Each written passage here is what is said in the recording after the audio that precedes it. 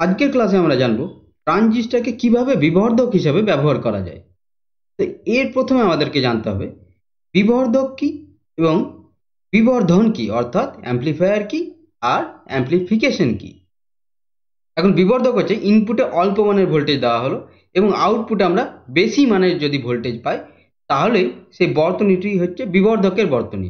এবং বিবর্ধক হিসাবে এখানে আমরা ব্যবহার করেছি এনপিএন একটি ট্রানজিস্টরকে, এবং এখানে সিই কনফিগারেশন দেখানো হয়েছে। এবং যে প্রক্রিয়ার মাধ্যমে একটি অল্প মানের ভোল্টেজকে বেশি মানের ভোল্টেজে রূপান্তরিত করতে পেরেছি সেটি হচ্ছে বিবর্ধন, অর্থাৎ সেই প্রক্রিয়াটাকে বলা হয়েছে বিবর্ধন বা অ্যাম্প্লিফিকেশন। এবং এই বর্তনটি হচ্ছে বিবর্ধকের অর্থাৎ অ্যাম্প্লিফায়ারের সার্কিট, এবং ট্রানজিস্টরটি অ্যাম্প্লিফায়ার হিসাবে কাজ করছে। যেমন লো লেভেল ইন্টেন্সিটি সাউন্ডকে হাই লেভেল ইন্টেন্সিটি সাউন্ডে পরিণত করতে গেলেও অ্যাম্প্লিফিকেশনের মাধ্যমে করা হয় বা অ্যাম্প্লিফায়ার সার্কিটের মাধ্যমে করা হয়।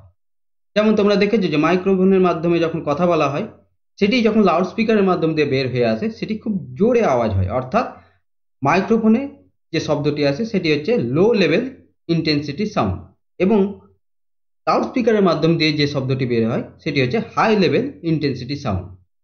অর্থাৎ মাইক্রোফোনে যে শব্দটি দেওয়া হয়েছে সেটি হচ্ছে ইনপুট সিগন্যাল, এবং লাউডস্পিকারের মাধ্যম দিয়ে যে শব্দটি বের হয়ে আসছে সেটি হচ্ছে আউটপুট সিগন্যাল। এই মাইক্রোফোন এবং অ্যাম্প্লিফায়ারের মধ্যে থাকে অনেকগুলি অ্যাম্প্লিফায়ারের সার্কিট। তো আমরা এখানে একটি অ্যাম্প্লিফায়ারের বর্তনী দেখব। এই অ্যাম্প্লিফায়ার হিসাবে আমরা এখানে নিয়েছি এনপিএন ট্রানজিস্টর, এবং এমিটারকে সাধারণ করা হয়েছে, অর্থাৎ বেস আর এমিটারের মধ্যে কানেকশন করা হয়েছে ফরওয়ার্ড বায়াসে, এবং কালেক্টর আর এমিটারের মধ্যে কানেকশন করা হয়েছে রিভার্স বায়াসে। আর এখানে আর এল হচ্ছে একটি ভার রোধ, এর দুই প্রান্তেই আমরা আউটপুট ভোল্টেজ মাপবো, অর্থাৎ লাউডস্পিকারটি এর দুই প্রান্তে লাগানো থাকবে। ইনপুটে একটি মাইক্রোফোন যুক্ত করা হবে আর আউটপুটে একটি লাউডস্পিকার যুক্ত করা হবে। তাহলে এটি হয়ে গেল একটি অ্যাম্প্লিফায়ারের সার্কিট। তাহলে এখানে যখনই কথা বলা হবে বা যে কোনো প্রকার শব্দ করা হবে তখনই এই শব্দ তরঙ্গ ভোল্টেজ সিগন্যাল হিসাবে গৃহীত হবে, এবং এখানে ভোল্টেজ সিগন্যাল গৃহীত হলে ভোল্টেজের পরিমাণ বৃদ্ধি পাবে, অর্থাৎ বিভব প্রভেদের পরিমাণ বৃদ্ধি পাবে। বিভব প্রভেদের পরিমাণ বৃদ্ধি পেলে বেস কারেন্টের মান বৃদ্ধি পাবে, অর্থাৎ আইবির মান বৃদ্ধি পাবে। আইবির মান বৃদ্ধি পেলে কালেক্টর কারেন্টের মানও বৃদ্ধি পাবে। আমরা ট্রানজিস্টরের আউটপুট বৈশিষ্ট্য লেখাতে দেখতে পেয়েছিলাম আইবির মান অল্প পরিমাণ বৃদ্ধি পেলে আইসির মান অনেক বেশি পরিমাণ বৃদ্ধি পায়। আইসির মান অনেক বেশি পরিমাণ বৃদ্ধি পেলে এর দুই প্রান্তে, অর্থাৎ এই রোধটির দুই প্রান্তের বিভব পতন অনেক বেশি পরিমাণ বৃদ্ধি পাবে, এবং এই লাউডস্পিকারের মধ্যে দিয়ে অনেক জোরে আওয়াজ বের হবে, অর্থাৎ আমরা হাই লেভেল ইন্টেন্সিটি সাউন্ডে পরিণত করতে পারবো লো লেভেল ইন্টেন্সিটি সাউন্ডকে। তাহলে ইনপুটে যে ভোল্টেজ সিগন্যাল বা শব্দ তরঙ্গ গৃহীত হচ্ছে তার বিস্তার বা অ্যাম্প্লিটিউড কম, এবং আউটপুটে যে ভোল্টেজ সিগন্যাল বা শব্দ তরঙ্গ বের হচ্ছে তার বিস্তার ইনপুটের তুলনায় অনেক বেশি। কিন্তু এখানে মনে রাখবে যে ইনপুটে এবং আউটপুটে যে ভোল্টেজ সিগন্যালগুলি গৃহীত হচ্ছে বা বের হচ্ছে তাদের পর্যায়কাল কিন্তু সমান, অর্থাৎ এখানে যে শব্দটি যে সময়ের মধ্যে বলা হচ্ছে লাউডস্পিকারের মাধ্যম দিয়ে সেই শব্দটি একই সময়ে বের হচ্ছে কিন্তু জোরে বের হচ্ছে। এবার আমরা ট্রানজিস্টরটি কিভাবে অ্যাম্প্লিফায়ার হিসাবে অর্থাৎ বিবর্ধক হিসাবে কাজ করছে সেটি দেখব। এখানে আমরা আউটপুটে ভোল্টেজ মাপছি, অর্থাৎ বিবর্ধিত ভোল্টেজ পাচ্ছি, এবং ইনপুটে ভোল্টেজ সিগন্যাল দেওয়া হচ্ছে। কিন্তু ট্রানজিস্টরটি কাজ করছে প্রবাহ বিবর্ধক হিসাবে, অর্থাৎ তড়িৎ প্রবাহ মাত্রাকে বিবর্ধিত করছে। আইবি অল্প পরিমাণ চেঞ্জ হলেই আইসি অনেক বেশি পরিমাণ চেঞ্জ হচ্ছে, ফলে আমরা এখানে ভোল্টেজ ড্রপটিও বেশি পাচ্ছি এবং আউটপুট ভোল্টেজে বেশি পরিমাণ ভোল্টেজ পাচ্ছি। তো কেমন করে এই ঘটনা ঘটছে, অর্থাৎ আইবির পরিমাণ অল্প বৃদ্ধি করলেই আইসির পরিমাণ অনেক বেশি বৃদ্ধি পাচ্ছে, এটি জানতে গেলে আমাদেরকে ট্রানজিস্টরের আউটপুট বৈশিষ্ট্য লেখাটি দেখতে হবে এবং ট্রানজিস্টরের ভেতরের গঠনটি জানতে হবে। এখানেও এটি একটি এনপিএন ট্রানজিস্টর, অর্থাৎ এমিটার এবং কালেক্টরে এন টাইপ ডোপিং এবং ভূমিতে পি টাইপ ডোপিং, অর্থাৎ এই এনপিএন ট্রানজিস্টরের সংখ্যাগুরু আধানবাহক হচ্ছে ইলেকট্রন। এবং এখানেও সাধারণ নিঃসারক বর্তনীটি দেখানো হয়েছে, অর্থাৎ এমিটারের সাথে বেসের ফরওয়ার্ড বায়াসে কানেকশন করা হয়েছে এবং এমিটারের সাথে কালেক্টরের রিভার্স বায়াসে কানেকশন করা হয়েছে। আর এটি হচ্ছে আউটপুট বৈশিষ্ট্য লেখ ট্রানজিস্টরের। এক্স অক্ষ বরাবর ভিসি দেখানো হয়েছে এবং ওয়াই অক্ষ বরাবর আইসি দেখানো হয়েছে এবং বিভিন্ন বেস কারেন্টের জন্য এই গ্রাফটি প্লট করা হয়েছে। এখন এমিটার ও কালেক্টরকে রিভার্স বায়াসে যুক্ত করা হলো, অর্থাৎ কালেক্টরের সাথে ব্যাটারির ধনাত্মক মেরু এবং এমিটারের সাথে ব্যাটারির ঋণাত্মক মেরু যুক্ত করা হলো। প্রথমে আমরা ধরে নিচ্ছি বেস আর এমিটারের মধ্যে কোনো রকমের কানেকশন করা হয়নি, অর্থাৎ বেস কারেন্ট শূন্য। এমতো অবস্থায় ট্রানজিস্টরের মধ্যে দিয়ে কোনো প্রকারের তড়িৎ প্রবাহ হবে না, কারণ ব্যাটারির ঋণাত্মক মেরু দ্বারা ইলেকট্রনগুলি বিকর্ষিত হবে এবং এমিটার থেকে বেসে আসবে, কিন্তু বেসে আসার পর কালেক্টরে যেতে পারবে না। কারণ হচ্ছে এখানে ধনাত্মক মেরু যুক্ত আছে এই কালেক্টরের সাথে, অর্থাৎ এন সাইডের সাথে, এবং তুলনামূলকভাবে পি সাইডটি নিম্ন বিভবে আছে, অর্থাৎ ভূমিটি নিম্ন বিভবে আছে।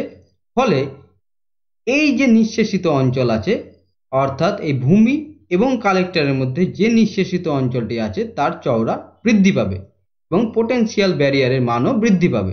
ফলে ইলেকট্রনগুলি এই পোটেনশিয়াল ব্যারিয়ারকে অতিক্রম করে কালেক্টরে আসতে পারবে না এবং চার্জ ক্যারিয়ারগুলি যদি না আসতে পারে তাহলে কোনো প্রকারের তড়িৎ প্রবাহ এর মধ্যে দিয়ে হবে না। এবার এই বেস আর এমিটারকে ফরওয়ার্ড বায়াসে যুক্ত করা হলো, অর্থাৎ বেস যেহেতু পি টাইপ ডোপিং এবং এমিটার যেহেতু এন টাইপ ডোপিং, সেহেতু বেসের সাথে ব্যাটারির ধনাত্মক মেরু এবং এমিটারের সাথে ব্যাটারির ঋণাত্মক মেরু যুক্ত করা হলো। বেসের সাথে ব্যাটারির ধনাত্মক মেরু যুক্ত করার ফলে এই যে ইলেকট্রনগুলি প্রবলভাবে আকর্ষিত হবে এবং এই ইলেকট্রনগুলি উচ্চ গতিশক্তি সম্পন্ন ইলেকট্রনে পরিণত হবে এবং প্রচুর সংখ্যক ইলেকট্রন ভূমিতে এসে জমা হবে। এবং যেহেতু ভূমিতে ডোপিংয়ের পরিমাণ খুব কম সংখ্যক ইলেকট্রন হোল দ্বারা শোষিত হবে এবং এই বেসের মধ্যে দিয়ে গিয়ে এই ধনাত্মক মেরুতে জমা হবে, অর্থাৎ আমরা বেস কারেন্ট পাবো। এবং বেশিরভাগ ইলেকট্রন উচ্চ গতিশক্তি সম্পন্ন হওয়ার ফলে এখানে এই নিঃশেষিত অঞ্চল ভেদ করে এই কালেক্টরে চলে আসবে এবং কালেক্টরে চলে আসলেই এই ধনাত্মক প্রান্ত দ্বারা আকর্ষিত হবে এবং ব্যাটারির এই ধনাত্মক প্রান্ততে এসে জমা হবে, অর্থাৎ আমরা কালেক্টর কারেন্ট পাবো। এখন যদি এখানে এই ধনাত্মক মেরুর দ্বারা 100টি ইলেকট্রন বেসে আসে, 10টি এই দিকে যাবে এবং 90 ভাগই ইলেকট্রন এই দিকে চলে আসবে, অর্থাৎ বেশিরভাগ ইলেকট্রনই কালেক্টরে আসবে। ফলে আমরা কালেক্টর কারেন্ট অনেক বেশি পাবো বেস কারেন্টের তুলনায়। এখন এই অ্যাম্প্লিফায়ার সার্কিটে কালেক্টর আর এমিটারের মধ্যে যে ভোল্টেজ সোর্সটি থাকে সেটি ফিক্সড মানের, অর্থাৎ সেটির কোনো রকমের পরিবর্তন করা হয় না। এবং বেস ও এমিটারের মধ্যে ভোল্টেজ সোর্সটি ফিক্সড থাকলেও এর সাথে যেহেতু একটি মাইক্রোফোন যুক্ত করা আছে বা একটি ইনপুট সিগন্যাল যুক্ত করা হয়, তার ফলে এইখানে ইনপুট ভোল্টেজের মান পরিবর্তিত হতে থাকে।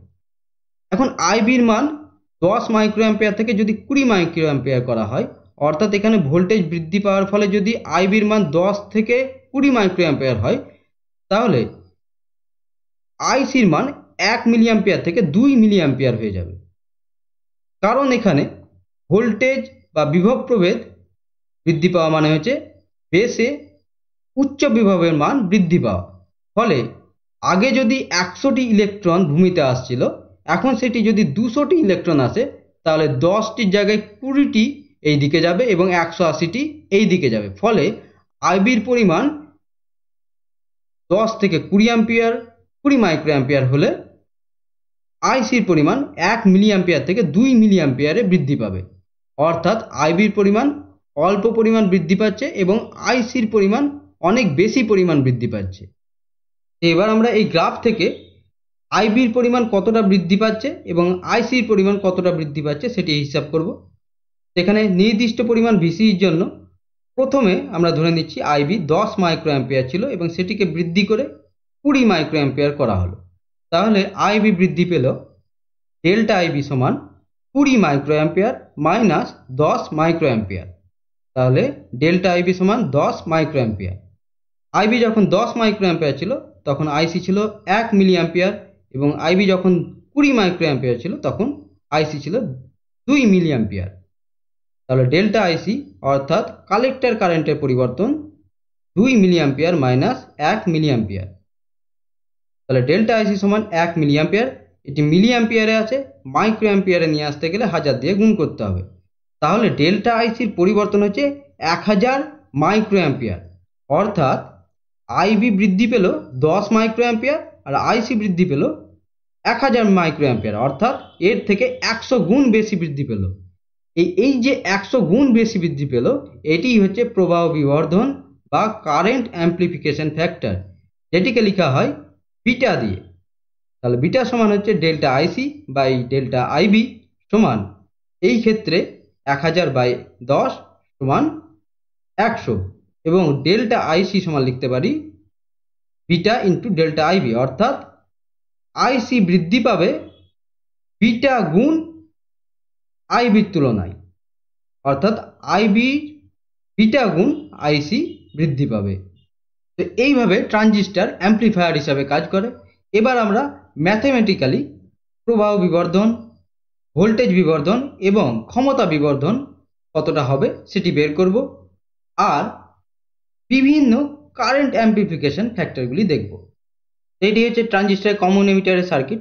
ভিভিবি সোর্স যুক্ত করা হয়েছে ইনপুটে এবং ভিসিসি যুক্ত করা হয়েছে কালেক্টর আর এমিটারের মধ্যে। আর এল হচ্ছে ভার রোধ, আর ভি হচ্ছে ইনপুট রোধ।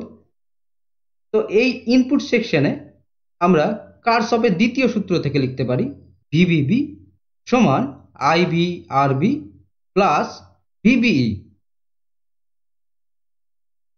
এখন এখানে এই ভিবিই হচ্ছে বেস আর এমিটারের মধ্যে ভোল্টেজ ড্রপ, অর্থাৎ বেস যেহেতু পি টাইপ ডোপিং, এমিটার যেহেতু এন টাইপ ডোপিং, এই পিএন জাংশনের মধ্যে একটি পোটেনশিয়াল ব্যারিয়ার থাকবে এবং ভিবিইর মান এই পোটেনশিয়াল ব্যারিয়ারের সঙ্গে সমান। তাহলে এই ভিবিইর মান পরিবর্তনশীল নয়, এটি একটি স্থির মানের। ভিবিবি হচ্ছে ইনপুট ভোল্টেজ, তাহলে আমরা লিখতে পারি ভিআই সমান আইবি আরবি প্লাস ভিবিই। এখন এই ইনপুট ভোল্টেজের মান পরিবর্তনশীল, কারণ মাইক্রোফোনে আমরা কথা বললেই এর মান পরিবর্তন হবে, এবং এই ভোল্টেজের মান পরিবর্তন হলেই তড়িৎ প্রবাহের মান অর্থাৎ আইবির মান বৃদ্ধি পাবে। কিন্তু এই ভোল্টেজের মান বৃদ্ধি পেলেও রোধের মান তো পরিবর্তনশীল নয়, তাহলে রোধের মান একই থাকবে এবং এই ভিবিইর মানও একই থাকবে। তাহলে আমরা এক্ষেত্রে লিখতে পারি যখন পরিবর্তনশীল তখন ডেল্টা ভিআই সমান ডেল্টা আইবি আরবি প্লাস ডেল্টা ভিবিই, এবং এই ডেল্টা ভিই সমান 0। তাহলে এখান থেকে লিখতে পারি ডেল্টা ভিআই সমান ডেল্টা আইবি আরবি। এখন আউটপুট সেকশনের এই লুপটিতে কারশফের দ্বিতীয় সূত্র থেকে আমরা লিখতে পারি ভিসিসি সমান আইসি ইন্টু আর এল প্লাস ভিসিই। এই ভিসিই আমরা বলতে পারি আউটপুট ভোল্টেজ, তাহলে ভিসিসি সমান আইসি আর এল প্লাস ভিও। ইনপুটে ভোল্টেজ পরিবর্তন হলেই আইবির পরিমাণ পরিবর্তিত হবে এবং আইসিরও পরিবর্তিত হবে, কিন্তু আর এল এর কোনো রকম পরিবর্তন হবে না এবং ভিসিসিরও কোনো রকম পরিবর্তন হবে না। এখানে আইসির পরিবর্তন হলেই ভিসিই অর্থাৎ কালেক্টর আর এমিটারের মধ্যে ভোল্টেজ ড্রপেরও পরিবর্তন ঘটবে। তাহলে এখান থেকে লিখতে পারি ডেল্টা ভিসিসি সমান ডেল্টা আইসি আর এল প্লাস ডেল্টা ভিও। ডেল্টা ভিসিসি সমান 0, তাহলে এখান থেকে লিখতে পারি ডেল্টা ভিও সমান মাইনাস ডেল্টা আইসি ইন্টু আর এল।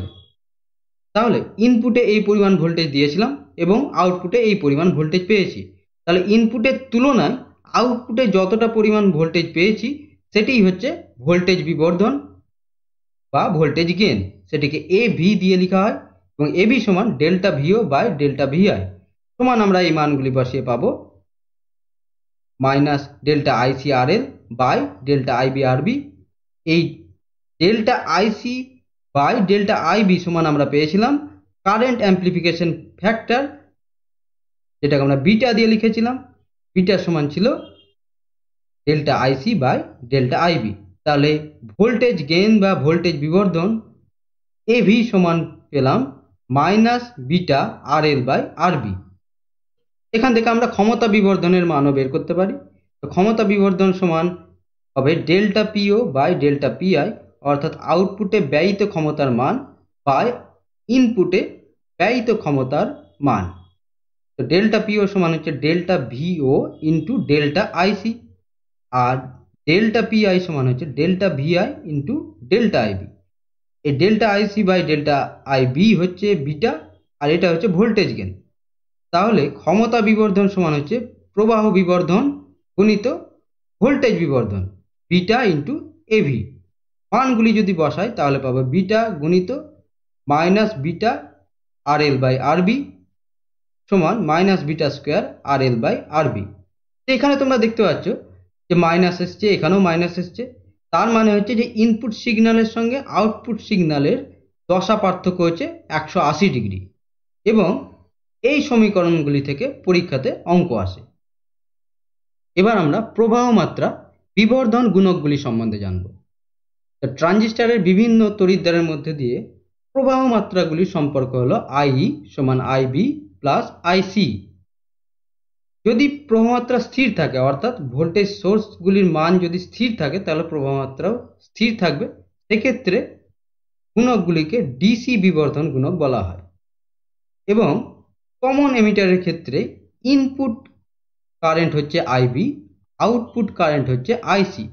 তাহলে এক্ষেত্রে স্থির প্রবাহমাত্রার বিবর্ধন গুণক হচ্ছে বিটা ডিসি সমান আইসি বাই আইবি, যখন ভিসিই ধ্রুবক অর্থাৎ আউটপুট ভোল্টেজ ধ্রুবক থাকে। আর যদি ট্রানজিস্টরের বেসকে সাধারণ রাখা হয় তাহলে ইনপুট কারেন্ট হবে আইই, আউটপুট কারেন্ট হবে আইসি, এবং বিবর্ধন গুণককে লেখা হয় আলফা ডিসি সমান আইসি বাই আইই, যখন ভিসিবি ধ্রুবক অর্থাৎ কালেক্টর বেস ভোল্টেজ ধ্রুবক। এখন যদি ভোল্টেজ সোর্সগুলি পরিবর্তনশীল হয়, অর্থাৎ এসি ভোল্টেজ সোর্স হয়, তাহলে ভোল্টেজের মান পরিবর্তন হবে। তাহলে এখানে বেস কারেন্টের মানও পরিবর্তনশীল হবে কমন এমিটারের ক্ষেত্রে, আর কালেক্টর কারেন্টেরও মান পরিবর্তনশীল হবে। এক্ষেত্রে বিবর্ধন গুণকগুলিকে এসি বিবর্ধন গুণক বলা হয়, এবং কমন এমিটারের ক্ষেত্রে সেটিকে লেখা হয় বিটা এসি দিয়ে, এবং বিটা এসি সমান delta IC by delta IB, যখন ভিসিই ধ্রুবক। এবং কমন বেসের ক্ষেত্রে সেটাকে লেখা হয় আলফা এসি সমান delta IC by delta I, যখন ভিসিবি ধ্রুবক। এবার আলফা এসি ও বিটা এসির মধ্যে সম্পর্ক নির্ণয় করব। তাহলে আই সমান আইবি প্লাস আইসি, তাহলে ডেল্টা আই সমান আমরা লিখতে পারি ডেল্টা আইবি প্লাস ডেল্টা আইসি। এখন ডেল্টা আইসি দিয়ে যদি আমরা ভাগ করে দিই তাহলে পাবো delta I by delta IC সমান delta IB by delta IC plus 1। এটা সমান হচ্ছে 1 বাই আলফা, এটা সমান হচ্ছে 1 বাই বিটা। তাহলে 1 বাই আলফা সমান 1 বাই বিটা প্লাস 1।